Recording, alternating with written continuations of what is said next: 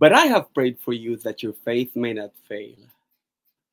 And when you have turned again, strengthen your brothers. Luke 22, verse 32, ESV. Blessed day, everyone, and welcome to our live stream. Again, this is your brother in Christ, Jose Ronnie Boy Perez Cariaga. Muli na naman pong bumabati sa lahat-lahat ng mga kapatiran, lahat-lahat ng mga kakilala at mga kaibigan, at lahat-lahat ng mga sumusubaybay sa programa natin ito. Saang dako man kayo ng mundo, anong oras, anong araw man ninyo ito panunuorin, ang bukod tanging kahilingan po ng inyong lingkod ay ang pagpapala ay sumasa ating lahat po sana. At patuloy po tayo sa ating pag-aaral. Dito po mga nakaraang mga linggo na pag-aralan po natin, nag-umpisa po tayo noong bagong taon at gusto nga po natin makilala, I want to know Christ. At ano mga kapangyarihan na meron siya. Tapos nung nakita natin na siya ang may hawak sa atin, He has taken hold of me and we make it our own. I want to make it my own. Gusto nating kung talagang panghahawakan natin yung buhay na walang hanggan, panghahawakan natin yung pangako na yon. Kaya nakita natin sa pangako niyang hindi tayo iiwan, hindi tayo pababayaan. A love that won't let go. Nakita natin yan sa dalawang magkasunod na broadcast natin, dalawang magkasunod na linggo. So, noong nakaraang linggo, tiningnan natin ito ay hango o batay sa isang awit, sa isang salmo. At ayon kay Asaph, na nagkaroon siya ng nagkaroon siya ng embittered soul, nagkaroon siya ng envy dahil nung makita niya yung prosperity of the wicked. Kaya buhat po sa talatang 23 at 2 at 3, sabi niya, but as for me, my feet had almost stumbled, my steps had nearly slipped, for I was envious of the arrogant when I saw the prosperity of the wicked. And then, nevertheless, I am continually with you, you hold my right hand. And doon natin nakita na even yung pinakamatatag, even yung nagsasabing pinakamatibay sa kanilang kinatatayuan, hindi rin pala nalilibre sa mga ganitong mga temptasyon, sa mga ganitong mga karanasan. They even, sabi natin, consciously, subconsciously, pagka-bitter tayo, nagkakaroon tayo ng ungrateful heart. Nawawalan tayo ng rason, nawawalan tayo ng kagalakan sa paglilingkod. So we have seen that hanggang makita ni Asaph yung end result o yung destinasyon ng mga taong kinaiinggitan niya. Nakakatuwa na makita na ang pag-ibig ng Diyos sa atin ay hindi magbabago at hindi niya tayo pakakawalang basta-basta. Kahit na may sama ka ng loob, kahit na bitter kung sabihin, or kahit na may inggit, o kahit na hindi tayo nagiging mapagpasalamat sa Diyos, or kahit na puno ng agam-agam, puno ng katanungan, at hindi gaanong pulido, hindi gaanong solido yung pananampalataya natin kasi nasa shaky tayo na estado na nagsasabing, Lord, why does the wicked way prosper? Indirectly, tinatanong mo, or hindi man ma-amin na ang tanong mo dapat, Lord, why not bless me like them? Or why not make me like them? Ba't di mo naman ako gawing kagaya nila? So, inggit match ang tawag natin doon, no? Maririnig mo mula sa tono ng pananalita na may inggit nga siyang nararamdaman. At hindi natin may aalis na kapag may mga ganong bagay sa puso natin, tinitinan natin ang ating mga sarili. Tinitinan natin mga sarili sa katayuan natin sa Diyos. Bakit nga ba tayo ganito? Tapos sila ganon. Subalit kahit ganito pa ang nararamdaman natin at ganito pa ang mga ginagawa natin sa Diyos, hinahayaan niya tayo na ilabas. Come now. Truth is, ini-encourage pa niya tayo, come now, let us reason together. Though your sins be as scarlet, they shall be as white as snow. Though they be red like crimson, they will be as wool.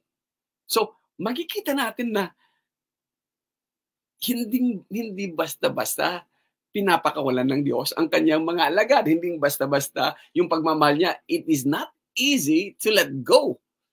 And that kind of love just won't let go.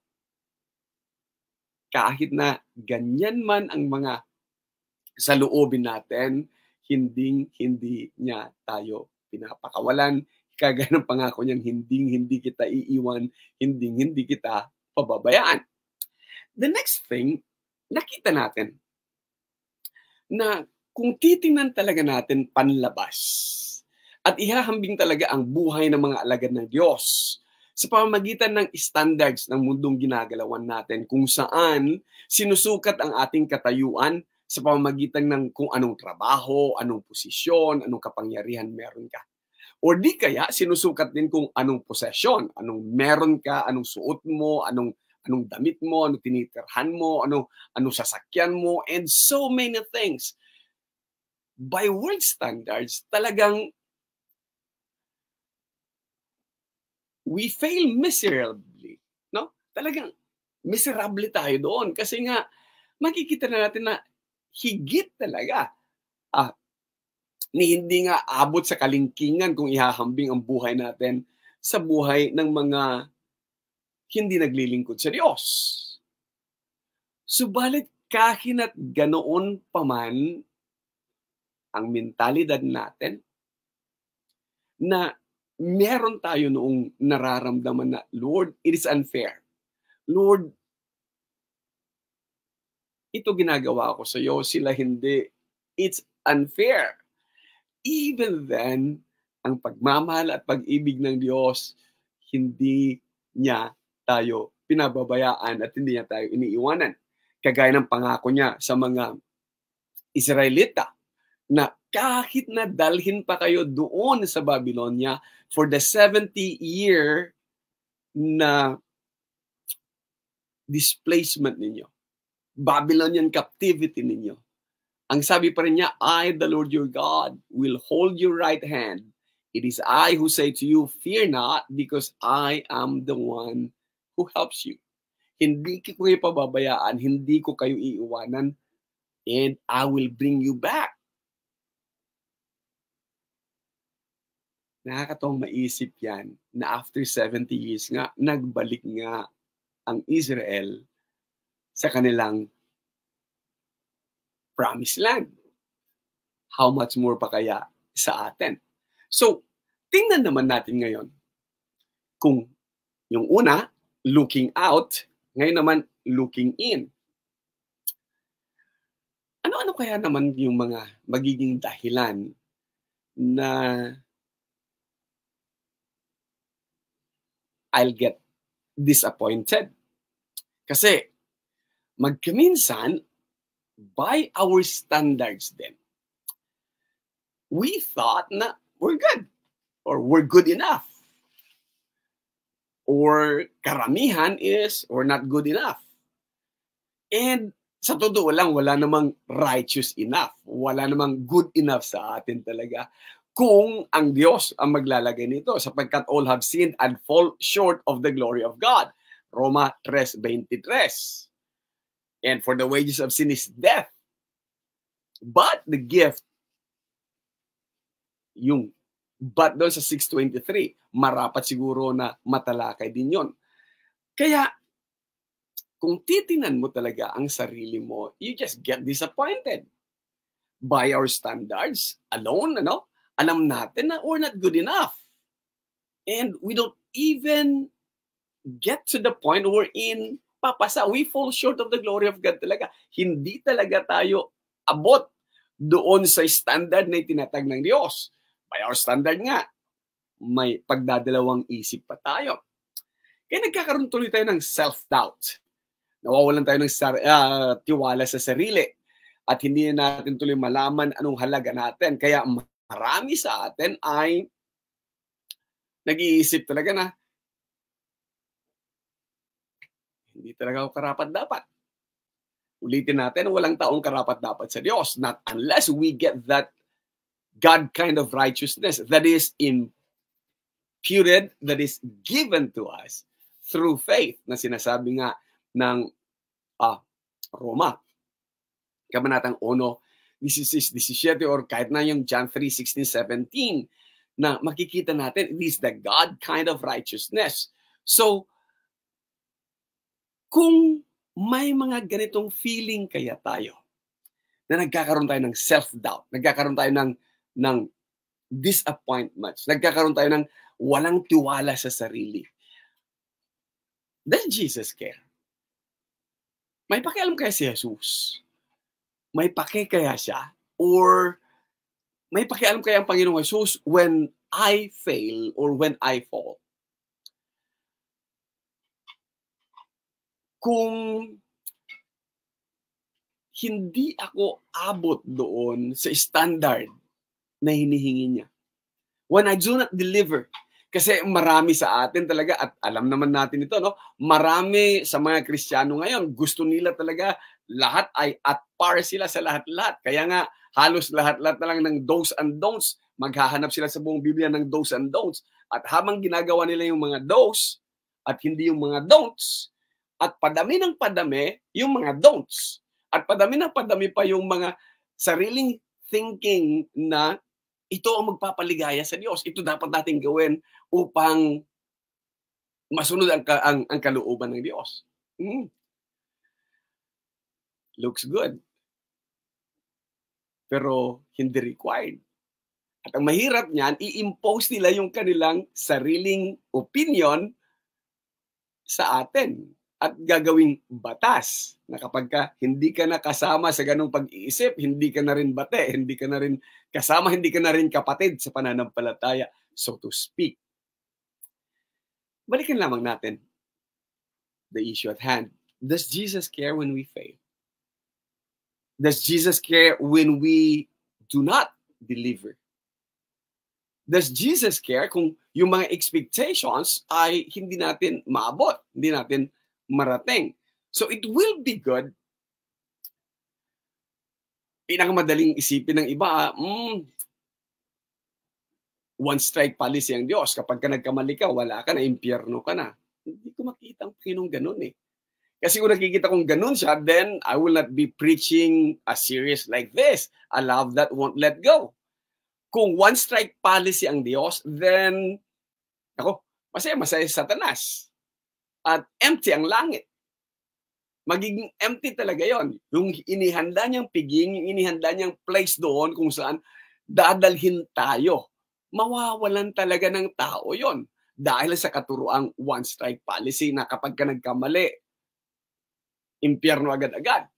Or kagaya nga ng isang preacher pa na mas maigi daw, huwag ka na lang mag-English kasi pagka sa pag-English mo, magkamali pa ng grammar, impyerno ka na.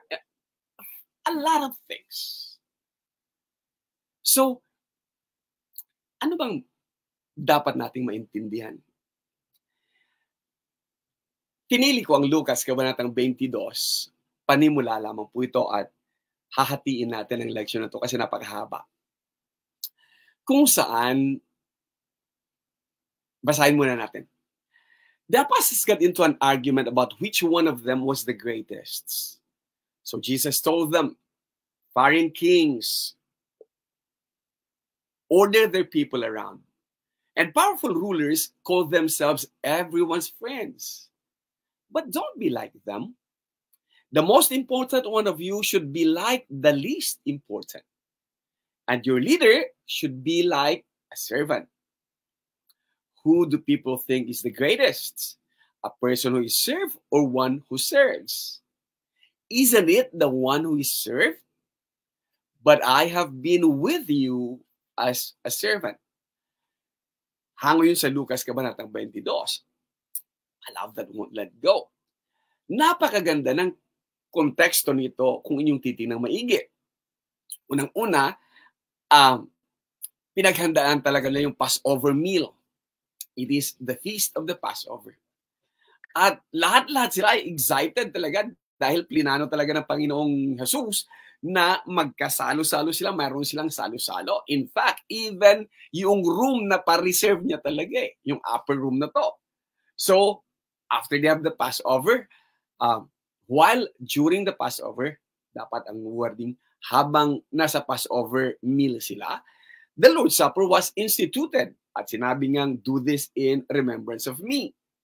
Pagkatapos ng Lord's Supper, yung maigi ang konteksto niya, binanggit ng Panginoong Jesus na mayroong isa sa kanyang mga alagad ang magbibitray. Ipagkakanulo siya sa kamay ng mga kalaban na masasama. Pinagsama ko na lang yung betrayal and denial kasi isusunod natin si Pedro. Kaya nagkaroon sila ng haka-haka. Sino kaya ang magkakanulo sa kanya? Hindi nila alam, umalis na si Judas nung panahon na yon. And then nagtanungan sila sa isa't isa. And this was hindi lang talaga simpleng usapan, kundi argumento talaga. Who is the greatest among them?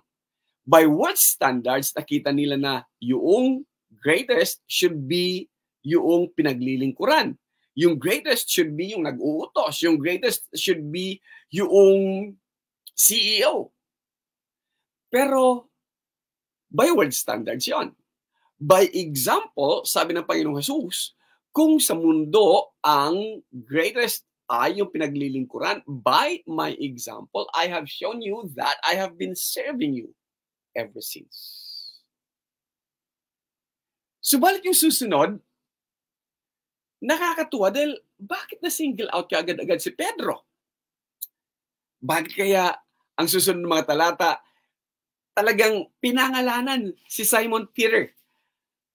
Maaari kaya na dahil siya yung tumatayong lider-lidera ng grupo o dahil kaya siya ang pinakamatanda ng grupo, kaya maaaring nung nag-uusap-usap sila, who is the greatest among them, naiisip siguro nila, ay, yung pinakamatanda, si Pedro yon, no doubt about it. Or iniisip kaya nila, yung bida-bida sa atin, si Pedro lagi yan. Yung leader-leader sa atin, yung lagi nangunguna, nagsasalita bago mag-isip, si Pedro yung kagad-agad. So, be that as it may, sabi nga nila. Ano man ang dahilan, sumunod dito, makikita natin na ang mga talata ay nakatuon na kay Pedro. Sabi ng Panginoong Jesus sa kanya, Simon, Simon, behold, Satan demanded to have you, that he might sift you like a wheat. Teka, sininggle out talaga si Pedro? Satan demanded to have you. Hindi pala niya kayang gawin, no? Kung hindi siya bibigyan ng permiso. Satan demanded to have you to sift you like a wheat. Tagalogin natin. Simon, narito hiningi ka ni Satanas upang ikaw ay maliglig niyang gaya ng trigo. Ano nga ba yung sift like wheat? Yung liglig sa mga magsasakang kagaya ko. Yung ihihiwalay mo yung may laman sa ipa. Kaya kung liligligin niyang maigi, kagaya ng trigo, so tatanggalin niya lahat ng ipa. Nagmumukhang palay, nagmumukhang grain, pero walang laman. So lahat yon talagang aalisin niya. Ganon ang gagawin niyang katinding trial patungkol kay Pedro.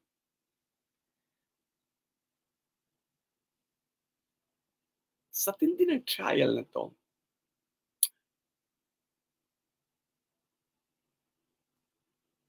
alam niyo yung parang yung harina na ginagano mo talaga sa sift, na yung mabuo-buo lang matitira. At lahat ng iba maitatapon, may matira kaya kay Pedro sa testing na to, sa trial na ito. Isang bagay ang napakagandang makita. Na after sabihin ni Jesus that Simon, Satan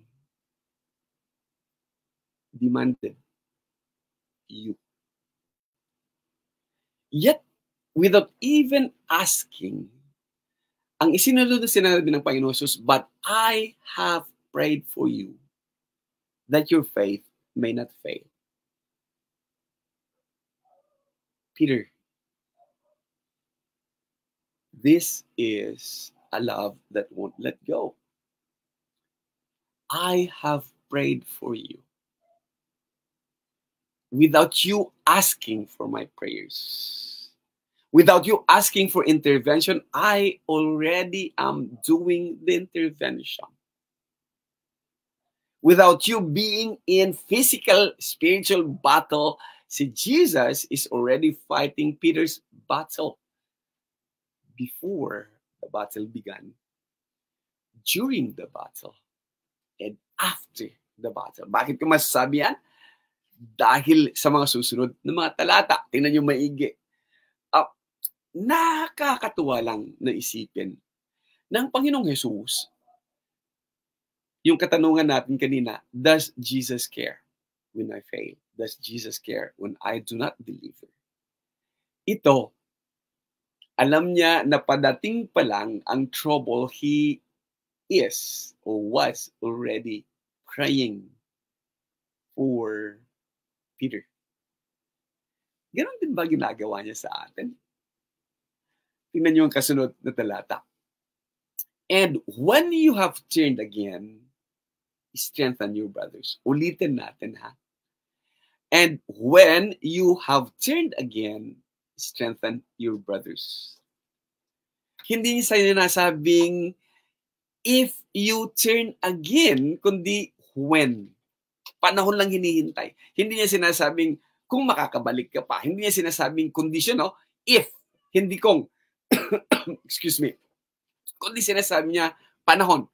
When you turn again, you can strengthen your brothers. Oo nga naman. Sino ba ang higit na may kakayahang magpalakas ng loob, kundi yung mga dumanas ng mga ganitong pagsubok? Sino ba ang higit na makakapagbigay ng kalakasan, kundi yung may pinagdaanan? And this is so beautiful with Jesus because pinapakita niya lang, Peter, bagamat pagdadaanan mo lahat-lahat ng mga ito, but I won't let you go. Yet Peter said to him, excuse me, Lord, I am ready to go with you, both to prison and to death. Saying, it could probably be, excuse me,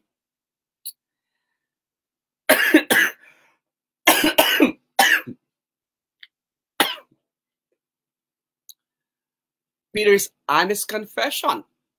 Dahil may tiwala siya sa sarili niya, may tiwala siya sa pananampalataya niya, na bago pa man mangyari itong mga bagay-bagay na to, may tiwala siya sa kanyang katayuan, then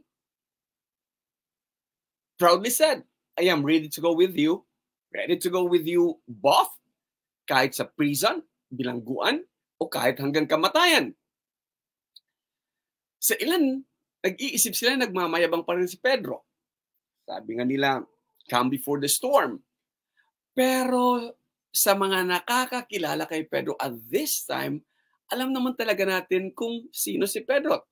Typical Pedro talaga ito. Magsasalita siya bago siya mag-iisip ng maigi. Kaya tingnan niyo maigi ang sunod na sinabi sa kanya ng Panginoong Jesus. I tell you, Peter, the rooster will not crow this day until you deny me thrice or 3 times, that you do not know me, that you know me. Diretsa ang sinasabi niya na, I hate to burst your bubbles, Peter, but you will be denying me thrice, even before the rooster crows. Sabi ng iba, being forewarned is forearmed. O maigi na yung na-warningan ka para makapaghanda ka. So si Pedro, binibigyan ng warning ng Panginoon na sinasabing, Pedro, hindi madaling battle itong pagdadaanan mo. Yet hindi ko nakikita na bibitaw, kaya hindi ko nakikita na iiwanan mo ang pananampalataya. Yet, I am praying for you. Kagaya ng karamihan sa atin, na magkaminsan, we are all confident before the fall. Or magkaminsan, karamihan sa atin ay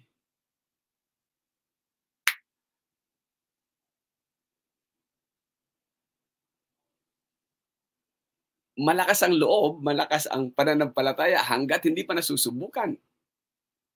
Subalit kung ang pagsubok ay aabot doon hanggang sa core, shaken to the core na sinasabi, kagaya ng sa kanya na sift like a wheat, then baka mabuwal.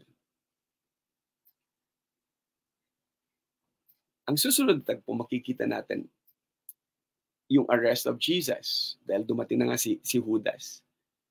Yet, ipinakita ni Peter dito na kaya niya talagang panindigan yung sinasabi niyang, I can go both prison or death by cutting Malchus' right ear.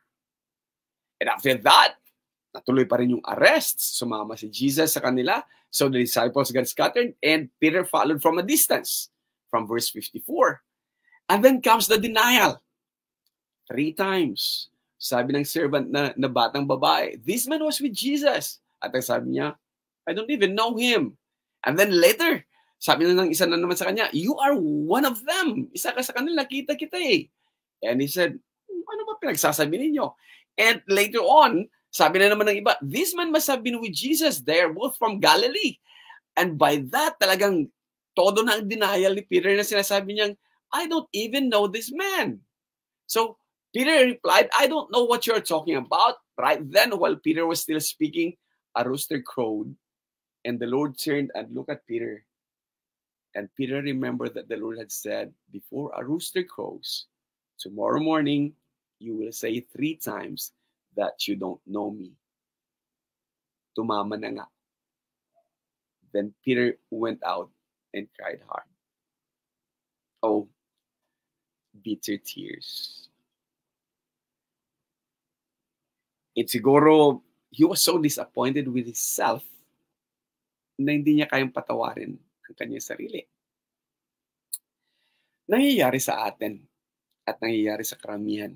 Nangyayari sa mga pinakamatitibay sa pananampalataya. Nangyari kay Pedro. Anong natin? Sa pagkakataong kagaya nito, is Jesus disappointed with us? Sa palagay ninyo, na-disappoint kayo si Jesus dahil nawarningan na nga kita sa mangyayari, hindi ka pa rin naghanda. At kung maging 1 strike policy ang Panginoong Jesus, 3 strikes talagang tumama kay Pedro. And yet, he denied his Lord 3 times. Karamihan sa mga nag-fail, karamihan sa mga hindi umabot sa standards, hindi na nabibigyan ng pagkakataong makapanumbalik. Karamihan sa mga dating matatag tapos nagkamali, at times, napakahirap sa kanila ang bumalik. Yun din siguro nararamdaman ni Pedro. Yun din siguro ang mararamdaman ng bawat isa. Disappointed with self. Naging disappointed ka na ba sa sarili mo? Or nawalan ka na ba ng tiwala sa sarili mo dahil sa mga pagkukulang pagkakamali na gawa mo? Or may pinagdadaanan ka ba na you feel that you have disappointed Jesus? Ang mga kasagutan ng mga katanungan ito, sasagutin po natin sa susunod na broadcasts. Iyamang ito ay mahaba-haba na ng kaunti at hindi kakayanin ng boses ng iyong lingkod. Subalit, we will make it a point na sasagutin natin, disappointed ba si Jesus whenever we fail? Sumasama din ba loob niya whenever we fail? Kagaya ba ni Pedro na noong idininay niya si Jesus, wala na bang karapatang bumalik muli sa paglilingkod? Or magkakaroon pa ba siya ng mukha na humarap ulit sa Panginoon na minsan niyang sinabing, kahit sa bilangguan o kamatayan man sasamahan kita. Mga kapatid, itong mga bagay-bagay na to ang tatalakayin natin next time. Tutungay papakita natin na ang Diyos, ang pag-ibig niya sa atin, ay isang pag-ibig na hindi basta-basta mang-iiwan at hindi basta-basta tayong pababayaan. Hanggang sa susunod na broadcast po natin, muli itong inyong lingkod, Jose Rolboy Perez Cariaga, nagsasabing maraming salamat sa pagsama po muli sa inyong lingkod. Pagpalain nawa tayo.